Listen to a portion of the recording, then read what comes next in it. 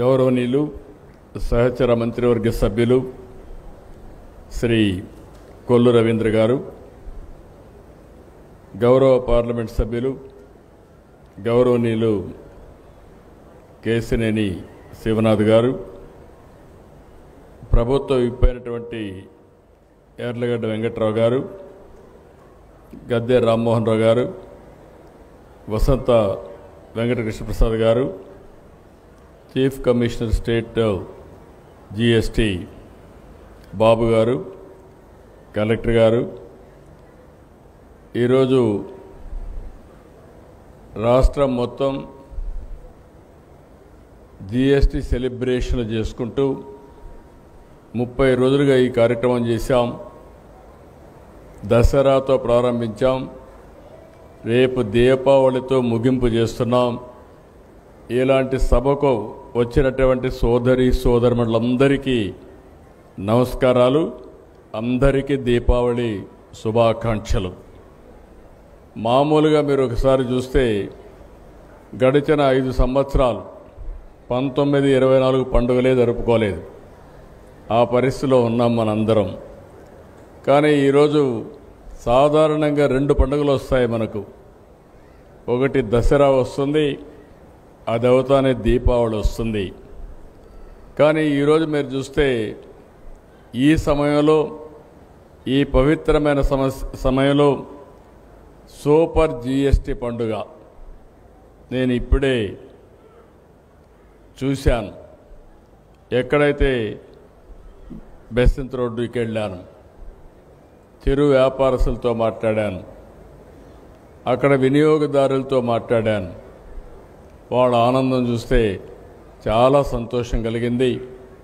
ఒకప్పుడు 4 వస్తువులు కొంటే ఈరోజు అదనంగా ఒక వస్తువు కొంటున్నాం, అది ఈ జిఎస్టీ వల్ల లాభం వచ్చిందని ప్రతి ఒక్కరు చెప్పినప్పుడు నాకు ఎక్కడా లేని ఆనందం కలిగిందని చెప్పి కూడా నేను మీకు తెలియజేస్తున్నా. ఈరోజు రాష్ట్రం మొత్తం చూస్తే పెద్ద ఎత్తున మొన్నే దసరా, ఎప్పుడూ ఇటీవల కాలం నేను ఎప్పుడూ చూడలేదు. ఇక్కడే ఉన్నారు వైబ్రెంట్ విజయవాడ సొసైటీ, చాలా బ్రహ్మాండంగా చేశారు. మొన్న నేను చూసిన తర్వాత నాకు అనిపించింది, శబాష్ విజయవాడ, ఏమైనా చేసే శక్తి సామర్థ్యాలు ఈ విజయవాడకు ఉన్నాయని చెప్పి కూడా నేను మీకు తెలియజేస్తున్నా. ఒక కార్యక్రమం కాదు, చాలా బాగా జరిగాయి. సాంస్కృతిక కార్యక్రమాలు జరిగాయి. ఆ 11 రోజులు ఒకప్పుడు దసరా అంటే గుర్తొచ్చేది కలకత్తా, మైసూరు గుర్తొచ్చేది. ఈసారి దసరా అంటే గుర్తొచ్చేది మన విజయవాడ అని చెప్పి కూడా మరొక్కసారి మీ అందరికీ విజ్ఞప్తి చేస్తున్నాం. ఈరోజు మనందరం కూడా గుర్తుపెట్టుకోవాలి, మన పెద్దలు పండుగలకి ఒక శాస్త్రీయత ఉంది. ఈరోజు దీపావళి జరుపుకుంటున్నాం. ఈ దీపావళి ఒక్కసారి చూస్తే దీంట్లో ఒక మెసేజ్ ఉంది. నరకాసురుడు ఆ రోజు ఒక రాక్షసుడు సమాజాన్ని అతలాకుతలం చేసే పరిస్థితి వస్తే, కడాన మనందరం చూస్తే సాక్షాత్తు కృష్ణ భగవానుడే సత్యభామతో వచ్చి ఆ రోజు నరకాసురుడిని వధించి ప్రజల జీవితాలకు వెలుగు చూపించాడు. అందుకే ఈరోజు మనం అందరం దీపావళి పండుగ చేసుకుంటున్నాం. ఇది చూసిన తర్వాత మనం గుర్తుపెట్టుకోవాల్సింది, ఇంత మునుపు కూడా చరిత్రలో కూడా చాలామంది రాక్షసులుంటే ఆ రాక్షసుల్ని ఎవరూ ఓడించలేకపోతే, లేకుంటే వాళ్ళని తుదముట్టించలేకపోతే కడాన భగవంతుడే వచ్చి వాళ్ళని శిక్షించి సమాజాన్ని కాపాడారు. అలాంటి రాక్షసుడే మనం చూస్తే 1924లో ఈ రాష్ట్రాన్ని పట్టి పీడిస్తూ ఉంటే ప్రజలే ముందుకొచ్చి మేము నిమిత్త మాత్రులం, నేను కానీ మా మిత్రులు పవన్ కళ్యాణ్ గారు కానీ బీజేపీ కానీ 3 పార్టీలు కూటమి పెట్టుకొని మేము మీ ముందుకు వస్తే ప్రజలు మీరు స్పందించారు. 94% స్ట్రైక్ రేట్ అంటే నా రాజకీయ జీవితంలో ఆంధ్రప్రదేశ్లో ఎప్పుడూ చూడలేదు. అలాంటి విజయాన్ని ఇచ్చారు. అయితే ఈరోజు మనం గుర్తుపెట్టుకోవాల్సింది, ఈ పండుగ మనకందరికీ ఒక మెసేజ్. ఆ మెసేజ్ ఏంటంటే ఎప్పుడు కూడా ఈ యొక్క చెడు ఉంటే ఆ చెడుని ఖండించడానికి చరిత్రలో కూడా అనేక సంఘటనలు జరిగినప్పుడు మళ్ళా అలాంటి సంఘటనలు పునరావృతం కాకుండా ఉండాలంటే ప్రతి నిమిషం మీలో కూడా గుర్తుపెట్టుకోవాల్సిన అవసరం ఉంది. అందుకే ఇలాంటి పండుగలు చేసుకుంటున్నాం. దీనివల్ల ఒక మెసేజ్ ఉంటుందని చెప్పి కూడా నేను మీకు తెలియజేస్తున్నా. నేను అందుకే ఇటీవల అన్ని మీటింగ్లో చెప్తాను, ఎప్పుడు చెప్పేవాడిని కాదు. మళ్ళీ రాష్ట్రంలో వైకుంఠపాళి వద్దు, ఆ వైకుంఠపాళి ఉంటే మాత్రం మన జీవితాలు ఎప్పుడూ బాగుపడవని మరొక్కసారి పండగ పూట అందరికీ విజ్ఞప్తి చేస్తున్నా. అయితే ఈరోజు మీరు ఒకసారి చూసినప్పుడు కేంద్రం రాష్ట్రం డబుల్ ఇంజిన్ సర్కార్, రెండు ప్రభుత్వాలు, ఈ రెండు ప్రభుత్వాల వల్ల ఈరోజు ఎక్కడ చూసినా ఒక పాజిటివ్ వైబ్రేషన్ వచ్చే పరిస్థితి వచ్చింది. మీరందరూ చేసిన పని ఓటేసి గెలిపించారు. ఆ ఓటు వల్ల ఈరోజు రాష్ట్రంలో 22 మంది ఎంపీలు మనం గెలిచాం. దీనివల్ల మీరు ఒకసారి ఆలోచిస్తే కేంద్రంలో ఈరోజు అన్ని పనులు మనకు అయ్యే పరిస్థితి వచ్చింది. వెంటిలేటర్ పై నుండే ఆర్థిక వ్యవస్థకి ప్రాణం పోసిన ఘనత కేంద్ర ప్రభుత్వం అని చెప్పి కూడా నేను మీకు తెలియజేస్తున్నా. ఈరోజు ఒక భరోసా ఇచ్చాం. ఒక భరోసా ఇవ్వడమే కాకుండా ఈరోజు 1-2 పనులు కాదు, నాకు అనిపిస్తుంది ఈరోజు మీరు చూసినప్పుడు 15 నెలల్లో మళ్ళీ ఆర్థిక వ్యవస్థని గాడిన పెట్టే పరిస్థితికి వచ్చాం. ఆ రోజు మేము సూపర్ 6 చెప్పాం. సూపర్ 6 మీరు ఒక్కసారి చూస్తే చరిత్రలో ఎప్పుడూ ఇవ్వని విధంగా పింఛన్లు ఇచ్చాం, తల్లికి వందనం ఇచ్చాం, స్త్రీశక్తి ఇచ్చాం, అన్నదాత సుఖీభవ, అన్నా క్యాంటీన్, దీపం 2, ఆటో డ్రైవర్స్కి భరోసా, కడాన నిన్నే మా ఎంప్లాయీస్ కూడా ఇక్కడే ఉన్నారు, నాయకులు ఇక్కడే ఉన్నారు. ఎంప్లాయీస్ కూడా ఈ ప్రభుత్వంలో భాగస్వాములు కాబట్టి వారికి కూడా ఒక్క విడత డిఏ ఇచ్చి, హెల్త్ కార్డ్స్ కూడా 1 నెలలో పూర్తి చేస్తామని హామీ ఇచ్చి, పోలీసులు అయితే ఎప్పుడూ డ్యూటీ చేస్తూ ఉంటారు, అలాంటి వారికి 1 నెల సరెండర్ లీవ్ కూడా ఎన్కాష్ చేసుకోవడానికి 210 కోట్ల రూపాయలు 2 ఇన్స్టాల్మెంట్లు ఇచ్చే పరిస్థితికి వచ్చాం. ఇవన్నీ చేస్తూనే ఇంకో పక్క సూపర్ జిఎస్టీ, సూపర్ సేవింగ్స్ జరిగాయి. ఒకప్పుడు 18% ట్యాక్సులు కట్టేటివి ఈరోజు 5%కు వచ్చాయి. 12% కొన్ని 0%కి వచ్చే పరిస్థితికి వచ్చింది. ప్రతి ఒక్క కుటుంబానికి మేలు కలిగే జిఎస్టీ రిఫార్మ్స్ వచ్చాయి. ఈ రిఫార్మ్స్ కూడా మీరు ఒక్కసారి చూస్తే ఇవన్నీ కూడా నెక్స్ట్ లెవెల్ జనరేషన్ రిఫార్మ్స్కి మనం ముందుకు పోయే పరిస్థితికి వస్తున్నాం. నేను కామన్ మ్యాన్ అడుగుతున్నాను, దీనివల్ల లాభం ఏంటంటే మాకు వెసులుబాటు వచ్చింది, మా జీవన ప్రమాణాలు పెరుగుతున్నాయి. ఇంకో పక్క వ్యాపారస్తులందరూ మా వ్యాపారం బాగా జరుగుతూ ఉంది. ఇంకో పక్కన చూస్తే దీనివల్ల ఇండస్ట్రియలైజేషన్ పెరుగుతుంది, ఉత్పత్తి పెరుగుతుంది, ఉపాధి అవకాశాలు మెరుగుపడతాయని ప్రతి ఒక్కరూ చెప్పే పరిస్థితికి వచ్చారు. ఈరోజు ఒక జిఎస్టీ వల్ల దగ్గర 15,000 రూపాయలు సంవత్సరానికి ప్రతి ఒక్క కుటుంబానికి ఆదా అయ్యే పరిస్థితి వస్తుంది. నిన్నే మీరు చూశారు, అమరావతి మళ్ళీ ట్రాక్ పెట్టాం. అమరావతి పనులు ప్రారంభమైనాయి. దగ్గర 50,000 నుంచి 60,000 కోట్ల రూపాయలు చేసే పనులు రాబోయే 3 సంవత్సరాల్లో పూర్తి చేసి జాతికి అంకితం చేసే బాధ్యత ఈ ఎన్డీఏ ప్రభుత్వం తీసుకుంటామని మీ అందరికీ హామీ ఇస్తున్నా. ఇంత మునుపు కూడా మీరు చూసినప్పుడు హైదరాబాద్ని సైబరాబాద్ నగరం కట్టాం. దానివల్ల ఈరోజు దేశంలో అత్యధిక తలసరి ఆదాయం వచ్చే రాష్ట్రం తెలంగాణ రాష్ట్రం. ఇంకో పక్క మెరుగైన జీవన ప్రమాణాలు ఉండే ప్రాంతం, మోస్ట్ లివబుల్ సిటీ హైదరాబాద్గా తయారయ్యే పరిస్థితి వచ్చింది. ఆ రోజు నేను చేసిన పని హైటెక్ సిటీ తీసుకొచ్చి ఐటీని ప్రోత్సహించాం. ఈరోజు మళ్ళీ మీరు చూస్తే క్వాంటమ్ కంప్యూటర్ తీసుకొచ్చి ఈ యొక్క అమరావతిలో క్వాంటమ్ వ్యాలీ పెట్టాం. దీంతో ఈరోజు గూగుల్ అయితే ఏఐ హబ్ కింద చరిత్రలో ఎప్పుడూ రానంత పెట్టుబడి $15 బిలియన్ వచ్చిందంటే అది ఈ ప్రభుత్వం పైన ఉండే నమ్మకం, విశ్వాసం. కొంతమందికి అర్థం కాని వ్యక్తులు ఇష్టానుసారంగా మాట్లాడుతున్నారు. అంటే వాళ్ళకి రాజకీయం తప్ప రాజకీయ మూర్ఖత్వం అంటున్నాను నేను. అలాంటి వ్యక్తులు ఎప్పుడు కూడా బాగుపడరు. వాళ్ళు మాట్లాడుతున్నారు. కానీ ఈరోజు ఒకటే చెప్తున్నారు. ఆ రోజు హైటెక్ సిటీ పెట్టి ఐటీని ప్రమోట్ చేస్తే 20 సంవత్సరాల్లో తెలుగు వారు ఎక్కడికి పోయినా హైయెస్ట్ పర్ క్యాపిటా ఇన్కమ్ సాధించే పరిస్థితికి వచ్చారు. ఈరోజు ఏఐ వల్ల రాబోయే 10 సంవత్సరాల్లో మీరు ఊహించని అభివృద్ధి ఈ రాష్ట్రంలో జరుగుతుంది. దీనివల్ల ఏం జరుగుతుందో మీరే చూడబోతున్నారని చెప్పి కూడా నేను మీకు తెలియజేస్తున్నా. నా ఆలోచన ఒకటే, ప్రతి ఒక్క ఇంట్లో ఒక ఆంట్రప్రెన్యూర్ ఉండాలి. ఈరోజు ఆంధ్రప్రదేశ్ అంటే ఏ అంటే ఆంధ్ర అని మొదటి అక్షరం మందే ఉంటుంది. రేపు రాబోయే రోజుల్లో ఆంధ్రప్రదేశ్ ఏఐగా మారుతుంది, ఆర్టిఫిషియల్ ఇంటెలిజెన్స్గా మారుతుంది. అంటే మన హ్యూమన్ బ్రెయిన్స్ అన్నీ కూడా ఒక ఇంటెలిజెన్స్ బ్రెయిన్స్గా తయారై ప్రపంచంలో అందరికంటే తెలివైన వాళ్ళు ఉండే స్థానం ఏదంటే దానికి చిరునామాగా ఈ ఆంధ్రప్రదేశ్ రాష్ట్రం ఉంటుంది. దానికి హెడ్ క్వార్టర్గా విశాఖపట్నం ఉంటుందని చెప్పి కూడా నేను మీకు తెలియజేస్తున్నా. ఇలాంటి లాభాలు ఒకరిద్దరికి కాదు, ఇండస్ట్రీ, లేకపోతే స్టూడెంట్స్, లేకపోతే ఫ్యామిలీ, ఇవన్నీ కూడా ప్రతి ఒక్కరు కూడా పెను మార్పులు, అగ్రికల్చర్లో మార్పులు వస్తాయి, హెల్త్లో మార్పులు వస్తాయి. ఇంకో పక్క ఒక సెక్టర్ని కాదు, ఆల్ రౌండ్ అన్ని సెక్టర్లో పెను మార్పులు వస్తాయని చెప్పి కూడా నేను మీకు తెలియజేస్తున్నాను.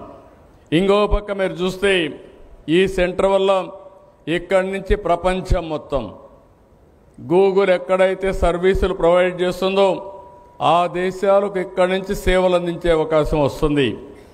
ఇక్కడ ఉండే యువత ఏఐ నేర్చుకుని వీళ్లే కాకుండా ఈ ఏఐ ఉపయోగించుకోవాలనుకునే ప్రతి ఒక్కరూ, ఈ డేటా సెంటర్ ఉపయోగించుకోవాలనుకునే ప్రతి ఒక్కరూ ఇక్కడ సంస్థలు పెట్టే పరిస్థితికి వస్తారు. అలాంటి పెను మార్పులకి నాంది పలుకుతుంది.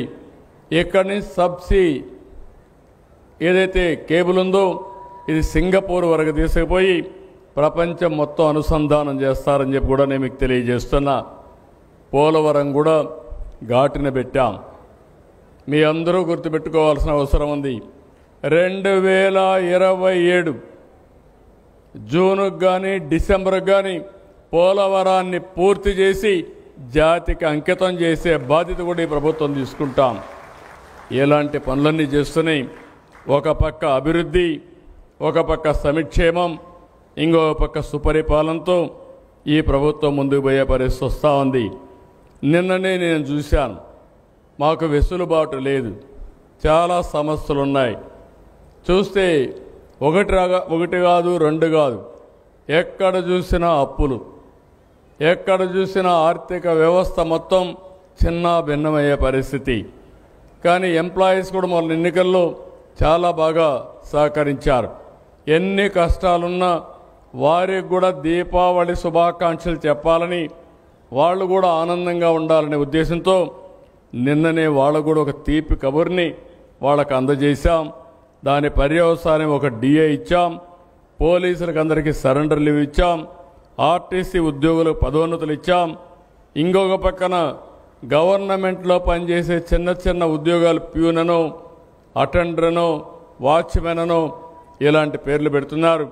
అవన్నీ మార్చి గౌరవప్రదంగా సమాజంలో గౌరవం పెరిగే విధంగా ఆ డిసిగ్నేషన్స్ అన్ని మార్పు చేస్తామని చెప్పి కూడా నేను మీ అందరికీ హామీ ఇస్తున్నా. ప్రజలు, ప్రభుత్వం, ఉద్యోగులు అందరూ కలిస్తేనే ఈ రాష్ట్రం భవిష్యత్తు ఉంటుంది. నేను ఎన్నో సందర్భాల్లో చెప్పాను, నా ఆలోచన ఒకటే, హెల్తీ, వెల్తీ, హ్యాపీ సొసైటీ. ప్రతి ఒక్కరికి ఆదాయం రావాలి.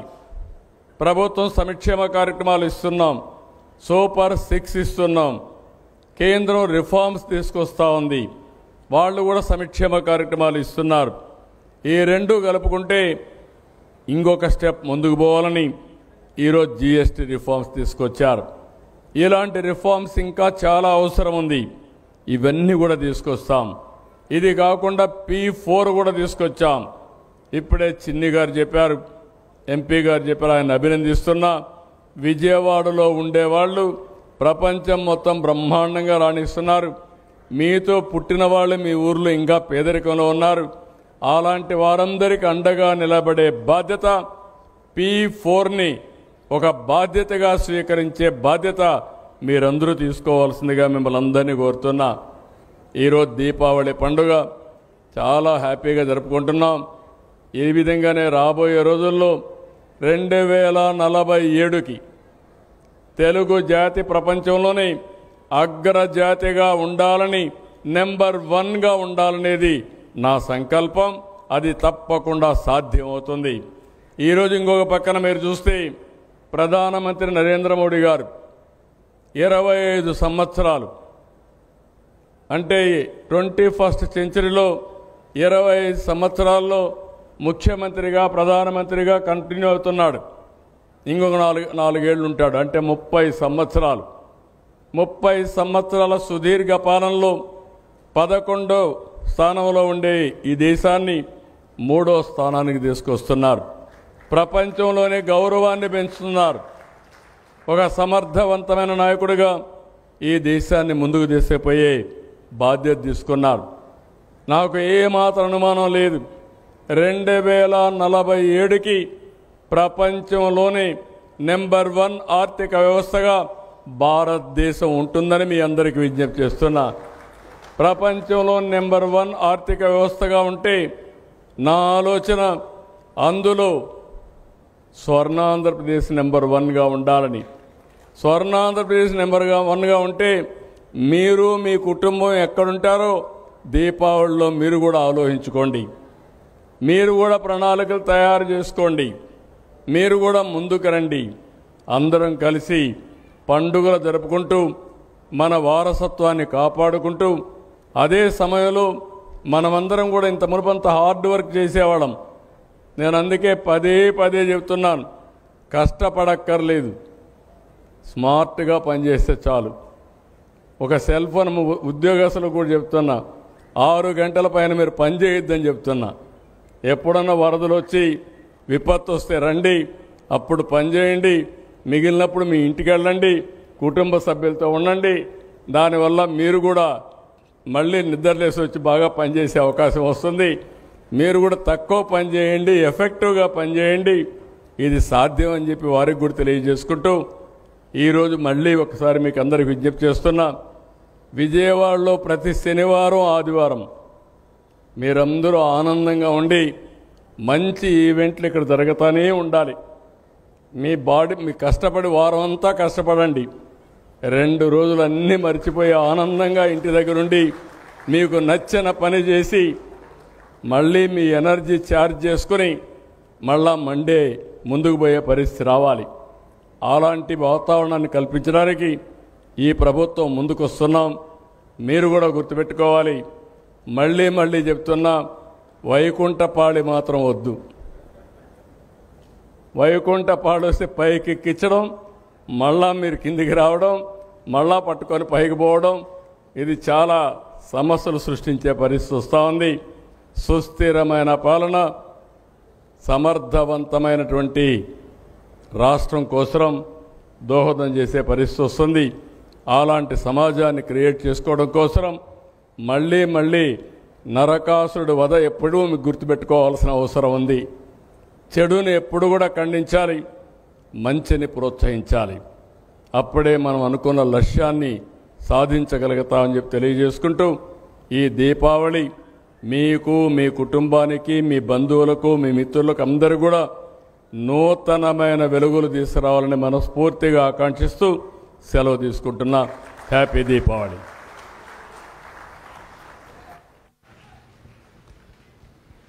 ఈనాటి కార్యక్రమానికి ముఖ్య అతిథిగా విచ్చేసి మన అందరికీ కూడా దీపావళి శుభాకాంక్షలు తెలియజేసి తమ అమూల్యమైనటువంటి సందేశాన్ని అందించినటువంటి ఆంధ్రప్రదేశ్ రాష్ట్ర గౌరవ ముఖ్యమంత్రి వర్యులు గౌరవనీయులు శ్రీ నారా చంద్రబాబు నాయుడు గారికి ఈ సందర్భంగా మరొకసారి మీ అందరి కరతాళ ధ్వనుల మధ్య ప్రత్యేకమైనటువంటి ధన్యవాదములు తెలియజేస్తున్నాం. సార్ యావత్ ఆంధ్రావళి తరపు నుంచి మీకు మీ కుటుంబ సభ్యులందరికీ కూడా దీపావళి శుభాకాంక్షలు తెలియజేస్తున్నాం sir. Thank you very much. ఇప్పుడు గౌరవ ముఖ్యమంత్రి వర్యులు గారి చేతుల మీదుగా కొన్ని అవార్డ్స్ను అందించవలసిందిగా వారిని సాదరంగా కోరుతున్నాం. Amaravati shopping festival 2025 super GST super సేవింగ్స్లో భాగంగా 13వ తేదీ నుంచి ఈ రోజుటి వరకు కూడా ఇక్కడ స్టాల్స్ని ఏర్పాటు చేయడం జరిగింది. వివిధ కేటగిరీస్లో అవార్డును ఇప్పుడు అనౌన్స్ చేయడం జరుగుతుంది. దయచేసి గమనించి అవార్డీస్ని వేదిక మీదకి రావాల్సిందిగా కోరుతున్నాం. ముందుగా బెస్ట్ స్పాన్సర్ అవార్డుని అందుకోవాల్సిందిగా ఇన్వైట్ చేస్తున్నాము. Stall number 35. Heartiest welcome on to the stage Ramco cements నుంచి శ్రీనివాస వర్మ గారు వేదిక మీదకి విచ్చేసి ఉన్నారు. మీ అందరి కరతాళ ధ్వనుల మధ్య వారికి ప్రత్యేకమైనటువంటి ధన్యవాదాలు తెలియజేస్తూ హార్టియెస్ట్ కంగ్రాచులేషన్స్. మోస్ట్ సేల్స్ చేసినటువంటి స్టాల్ నెంబర్ 46 హార్టియెస్ట్ కంగ్రాచులేషన్స్. రమా క్లాత్ స్టోర్ రిక్వెస్ట్ రాము గారిని వేదిక మీదకి రావాల్సిందిగా కోరుతూ ఇన్వైట్ చేస్తున్నాం. Heartiest congratulations. Once again, give him a big round of applause, dear ladies and gentlemen. Next popular స్టాల్గా